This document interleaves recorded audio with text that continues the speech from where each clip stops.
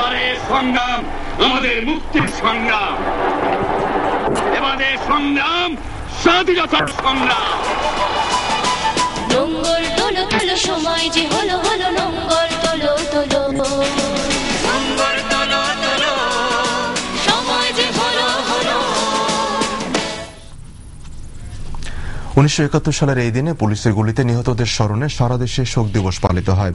পল্টনে ছাত্র জনতার বিশাল সমাবেশে বঙ্গবন্ধুর উপস্থিতিতে ঘোষণা করা হয় স্বাধীনতার ইশতেহার। পাকিস্তান সামরিক জান্তার আলোচনার প্রস্তাব প্রত্যাখ্যান করে অসহযোগ আন্দোলন চালিয়ে যাবার ঘোষণা দেন বাংলার অবিসংবাদিত নেতা বঙ্গবন্ধু শেখ মুজিবুর রহমান। দেশ তখন চলছিল তার নির্দেশে। দুর্জয় মার্চের বিটিভির ধারাবাহিক প্রতিবেদনের আজ থাকছে দ্বিতীয় পর্ব। রিপোর্ট করছেন শাওন হাসনাত।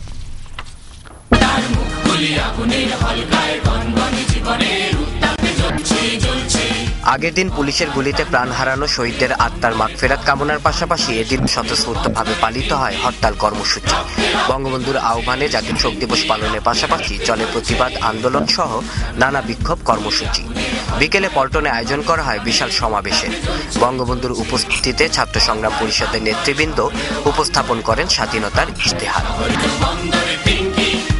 বঙ্গবন্ধু বসেছিলেন এবং তারই উপস্থিতিতে প্রথমেই স্বাধীন বাংলার পতাকা উত্তোলন করেন নুর আলম সিদ্দিকী সভাপতি হিসাবে, স্বাধীনতা ইশতেহার পাঠ করেন সাধারণ সম্পাদক হিসাবে সেদিন ছাত্রলীগের শাহজাহান সিরাজ।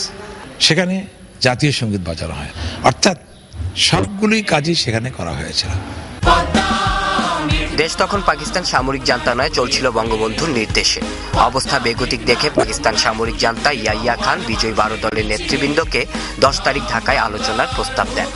একদিকে আলোচনা, অন্যদিকে পূর্ব পাকিস্তানের সামরিক জান্তার শক্তি বৃদ্ধির আয়োজন।